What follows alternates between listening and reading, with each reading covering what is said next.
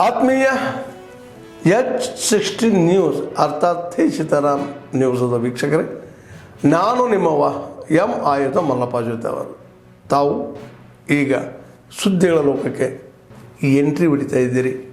ಈ ಸುದ್ದಿಗಳನ್ನು ಪ್ರತಿಯೊಂದು ನೋಡೋ ಜೊತೆಗೆ ನಿಮ್ಮ ಅಭಿಪ್ರಾಯಗಳನ್ನು ಹಂಚ್ತಾ ಇರಿ. ಯಾಕಂದರೆ ಈ ಸುದ್ದಿಗಳು ನಿಮಗಾಗಿ, ನಿಮ್ಮ ಬದುಕಿಗಾಗಿ, ನಿಮ್ಮ ವೈಚಾರಿಕೆಗಾಗಿ, ನಿಮ್ಮ ತಿಳುವಳಿಕೆಗಾಗಿಯೂ ನಿಮಗೂ ಗೊತ್ತು.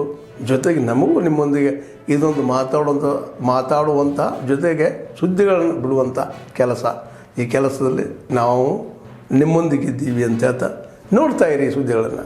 ಯಾರಾದರೂ ಅಪಸ್ವರ ಮಾತಾಡಿದರೆ ಪಾಕಿಸ್ತಾನ ಇದನ್ನು ಅಂತಾರಾಷ್ಟ್ರೀಯ ಮಟ್ಟದಲ್ಲಿ ಆ ಮೀಡಿಯಾಗಳ ಮುಂದೆ ನೋಡ್ರಿ, ಭಾರತದೊಳಗೂ ಕೂಡ ಇಲ್ಲಿ ಅಪಸ್ವರ ಇದೆ, ನಮ್ಮ ಪರವಾಗಿ ಅವ್ರು ಮಾತನಾಡ್ತಾ ಇದ್ದಾರೆ ಅಂತಕ್ಕಂಥದ್ದನ್ನು ಹೈಲೈಟ್ ಮಾಡ್ತಾ ಇದ್ದಾರೆ ಬೇರೆ ಬೇರೆ ದೇಶಗಳ ಮಾಧ್ಯಮಗಳ ಎದುರುಗಡೆ.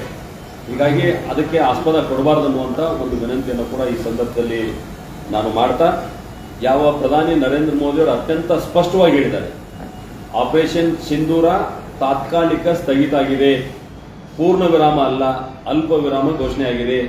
ನೀವೇನಾದರೂ ಬಾಲ ಬಿಚ್ಚಿದ್ರ ಮತ್ತೆ ವಾಪಸ್ ನಿಮ್ಮ ಮುಟ್ಟಿ ನೋಡ್ಕೊಳ್ಳೋಂಗೆ ಹೊಡಿತೀವಿ ಅಂತಕ್ಕಂಥ ಮಾತನ್ನು ಕೂಡ ಅತ್ಯಂತ ಸ್ಪಷ್ಟ ಗಟ್ಟಿ ಧ್ವನಿಯಲ್ಲಿ ಪ್ರಧಾನಿಗಳು ಹೇಳಿರುವಂಥದ್ದನ್ನು ಕೂಡ ನಾವು ಸ್ವಾಗತ ಮಾಡ್ತೇವೆ. ಮತ್ತು ಅವ್ರು ಹೇಳಿರುವಂಥ 3 ವಿಷಯಗಳನ್ನು ಕೂಡ ದೇಶ ಅತ್ಯಂತ ಮುಕ್ತ ಕಂಠದಿಂದ ಪ್ರಶಂಸೆ ಮಾಡ್ತಾ ಇದೆ. ಪಾಕಿಸ್ತಾನ ಜೊತೆ ಮಾತುಕತೆ ಬೇರೆ ಏನೂ ಇಲ್ಲ, ಪಾಕ್ ಆತ್ಮಹತ್ಯೆ ಕಾಶ್ಮೀರದ ಬಗ್ಗೆ ಮಾತುಕತೆ ಮಾಡಬೇಕಾಗ್ತದೆ, ಭಯೋತ್ಪಾದನೆ ಬಗ್ಗೆ ಮಾತುಕತೆ ಮಾಡಬೇಕಾಗ್ತದೆ ಅನ್ನುವಂಥ ಮಾತನ್ನು ಕೂಡ ಅವ್ರು ಹೇಳಿದ್ದಾರೆ. ಅದಲ್ಲದೆ ನೀರು ಮತ್ತು ರಕ್ತ ಎರಡೂ ಕೂಡ ಹೇಳಲಿಕ್ಕೆ ಸಾಧ್ಯ ಇಲ್ಲ ಅನ್ನುವಂಥ ಮಾತನ್ನು ಹೇಳಿದ್ದಾರೆ. ಟೆರರ್ ಮತ್ತು ಟ್ರೇಡ್ ಎರಡೂ ಒಟ್ಟಿಗೆ ನಡೀಲಿಕ್ಕೆ ಸಾಧ್ಯ ಇಲ್ಲ ಅನ್ನುವಂಥ ಮಾತನ್ನು ಹೇಳಿದ್ದಾರೆ. ಟೆರರ್ ಮತ್ತು ಮಾತುಕತೆ ಏನದು ಒಪ್ಪಂದದ ಮಾತುಕತೆ ಕೂಡ ನಡೀಲಿಕ್ಕೆ ಸಾಧ್ಯ ಇಲ್ಲ ಅನ್ನುವಂಥ ಮಾತನ್ನು ಹೇಳಿದ್ದಾರೆ. ಹೀಗಾಗಿ ಭಾರತದ ನಿಲುವು ಅತ್ಯಂತ ಸ್ಪಷ್ಟವಾಗಿದೆ ಹೇಳ್ತೇನೆ. ಅದರ ಜೊತೆಗೆ 18, 19, 20 ಈ 3 ದಿನಗಳ ಕಾಲ ಮಂಡಲ ಮಟ್ಟದಲ್ಲಿ ಆಯಾ ತಾಲೂಕಾ ಕೇಂದ್ರಗಳಲ್ಲಿ ಇದನ್ನು ಕೆಳ ಹಂತಕ್ಕೆ ಒಯ್ಯಬೇಕು ಅನ್ನುವಂಥ ಹಿನ್ನೆಲೆಯಲ್ಲಿ ಅಲ್ಲಿಯೂ ಕೂಡ ತಿರಂಗ ಯಾತ್ರೆಯನ್ನು ಮಾಡಬೇಕು. ರಾಷ್ಟ್ರಕ್ಕಾಗಿ ನಾಗರಿಕರು ಅಂತಕ್ಕಂಥ ಒಂದು ಹಿನ್ನೆಲೆಯಲ್ಲಿ ತಿರಂಗ ಯಾತ್ರೆಯನ್ನು ನಾವು ಬಹಳಷ್ಟು ಕಡೆ ಮಾಡ್ತಾ ಇದ್ದೀವಿ. ಮತ್ತು ಇದರ ಹಿನ್ನೆಲೆ ಏನಂತಂದರೆ, ಯುದ್ಧ ನಡೆದಂಥ ಸಂದರ್ಭದಲ್ಲಿ ರಾಜಕೀಯ ವ್ಯವಸ್ಥೆಯನ್ನು ಮೀರಿ ವರ್ತನೆ ಮಾಡಬೇಕಾದಂಥದ್ದು ನಮ್ಮೆಲ್ಲರ ಜವಾಬ್ದಾರಿ ಇದೆ. ನಮ್ದು ಯಾವ ಆಪರೇಷನ್ ಸಿಂಧೂರ ಅಧಿಕೃತ ಯುದ್ಧ ಅಲ್ಲ ಇದು. ಯಾವ ಭಯೋತ್ಪಾದಕರು ಕಾಶ್ಮೀರ್ನ ಪಹಲ್ಗಾಮ್ನಲ್ಲಿ ಒಂದು ಅನ್ಯಾಯವನ್ನು ಮಾಡಿದ್ರು, ಅದಕ್ಕೆ ಪ್ರತಿಕಾರವಾಗಿ ಆ ಭಯೋತ್ಪಾದಕ ನೆಲೆಗಳ ಮೇಲೆ ದಾಳಿ ಮಾಡುವಂಥ ಹಿನ್ನೆಲೆಯಲ್ಲಿ ಆಪರೇಷನ್ ಸಿಂಧೂರ ನಡೆದಿತ್ತು. ಅಧಿಕೃತವಾಗಿ ಇದು ಘೋಷಣೆ ಆಗಿರಲಿಲ್ಲ. ಬಹುಶಃ ಪ್ರಪಂಚದ ಯಾವುದೇ ದೇಶ ಇಷ್ಟು ನಿಖರವಾಗಿ ನೇರವಾಗಿ ಆ ಭಯೋತ್ಪಾದಕರ ನೆಲೆಗಳ ಮೇಲೇ ಅಟ್ಯಾಕ್ ಆಗ್ತಕ್ಕಂಥದ್ದು ಮೊದಲನೇ ಬಾರಿ. ಅದರಲ್ಲಿ ಭಾರತ ಯಶಸ್ವಿಯಾಗಿದೆ.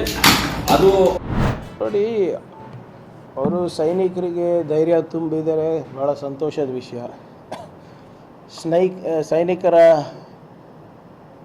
ಕಾರ್ಯವೈಖರಿಗೆ ಪ್ರಧಾನಮಂತ್ರಿಯವರೆಲ್ಲ ರಾಷ್ಟ್ರದ ಪ್ರತಿಯೊಬ್ಬ ನಾಗರಿಕರು ಕೂಡ ಹೆಮ್ಮೆ ಪಡುವಂಥ ವಿಚಾರ. ಆಮೇಲೆ ಅವರಿಗೆ ಹೋಗಿ ಧೈರ್ಯ ತುಂಬೋದು, ನೈತಿಕ ಸ್ಥೈರ್ಯ ತುಂಬೋದು, ಅದು ಯಾವುದೇ ಜನಪ್ರತಿನಿಧಿ ಇರ್ಬೋದು ಅವ್ರ ಕೆಲಸ. ಆದರೆ ಪ್ರಮುಖವಾದಂಥ ಪ್ರಶ್ನೆಗಳು ಇನ್ನೂ ಕೂಡ ಇದೆ. ಉದಾಹರಣೆಗೆ,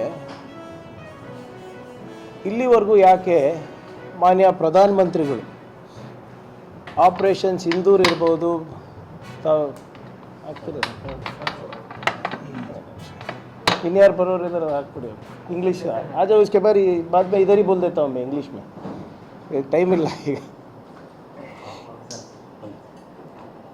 ಬೇರೆ ಯಾರು ಬರೋರಲ್ಲ, ಎಲ್ಲರೂ ಇನ್ನೂ ಒಂದು ಎಕ್ಸ್ಟ್ರಾ ಒಂದು ಬೇರೆ ಬೇರೆ ಚಾನಲ್ ಇಟ್ಕೊಂಡು ಬಿಡ್ಬೇಕು. ಸುಮ್ಮನೆ ಯಾರೋ ಬಂದಿಲ್ಲ ಅಂದ್ರೆ ಅದಾದಮೇಲೆ ಇಂಗ್ಲೀಷ್ ಹೇಳ್ಬಿಡ್ತೀನಿ ಇಲ್ಲೇ.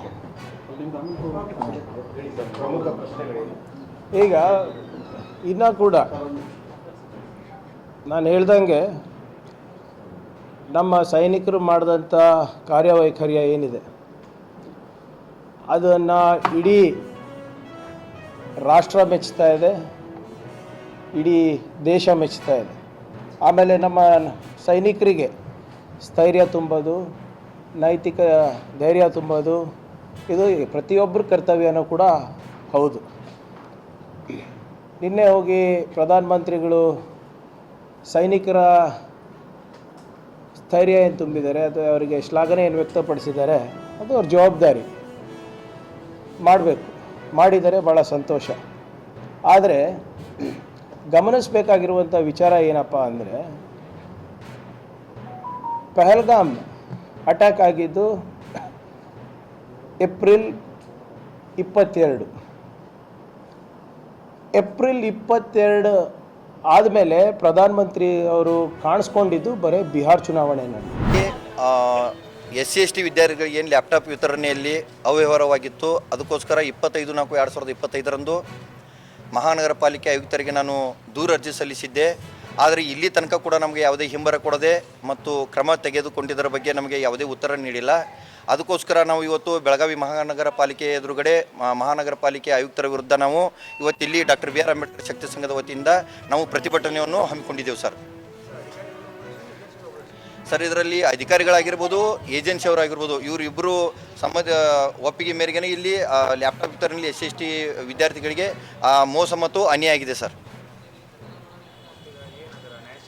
ಹೌದು ಸರ್, ಅವ್ರ ಮೇಲೆ ಕ್ರಮ ಆಗಬೇಕು. ಮತ್ತು ಇದರಲ್ಲಿ ಮಹಾನಗರ ಪಾಲಿಕೆ ಇದರಲ್ಲಿ ಯಾರ್ಯಾರು ಇದ್ದಾರಲ್ಲ ಅವ್ರ ಭಾಗಿಯಾದವರ ಮೇಲೆ ಕೂಡ ಸೂಕ್ತ ಕ್ರಮ ಜರುಗಿಸಿ SC/ST ವಿದ್ಯಾರ್ಥಿಗಳಿಗೆ ಏನು ಅನ್ಯಾಯ ಆಗಿದೆಯಲ್ಲ ಆ ಅನ್ಯಾಯವನ್ನು ಸರಿದೂಗಿಸ್ಕೊಡ್ಬೇಕು.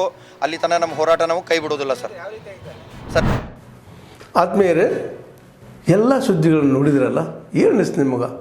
ಇದರಲ್ಲೇ ನಿಮ್ಗೆ ಲೈಕ್ ಆಗಿರ್ಬೋದು, ಡಿಸ್ಲೈಕು ಆಗಿರ್ಬೋದು, ಕಾಮೆಂಟ್ ಬೇಡಪ್ಪ ಅಂತೂ ಅನಿಸಿರ್ಬೋದು, ಕಾಮೆಂಟ್ ಮಾಡಬೇಕಪ್ಪ ಅನಿಸಿರ್ಬೋದು, ಶೇರ್ ಮಾಡಬಾರ್ದಪ್ಪ ಅನಿಸಿರ್ಬೋದು, ಅದು ಮಾಡಬೇಕು ಅನಿಸಿರ್ಬೋದು. ಏನಾದರೂ ಆಗಲಿ ಶೇರ್ ಮಾಡ್ತಾಯಿರ್ರಿ, ಈ ನ್ಯೂಸ್ಗಳನ್ನ ಹಂಚ್ತಾಯಿರಿ, ಜೊತೆಗೆ ಇದಕ್ಕೆ ಸಬ್ಸ್ಕ್ರೈಬ್ ಆಗ್ತಾಯಿರಿ ಅಂತ ಹೇಳ್ತಾ H16 ನ್ಯೂಸ್ ಅರ್ಥಾತ್ ಹೇ ಸೀತಾರಾಮ್, ಇದು ಸತ್ಯದ ಕೈಗೆ ನಡಿ. ವಂದನೆಗಳು.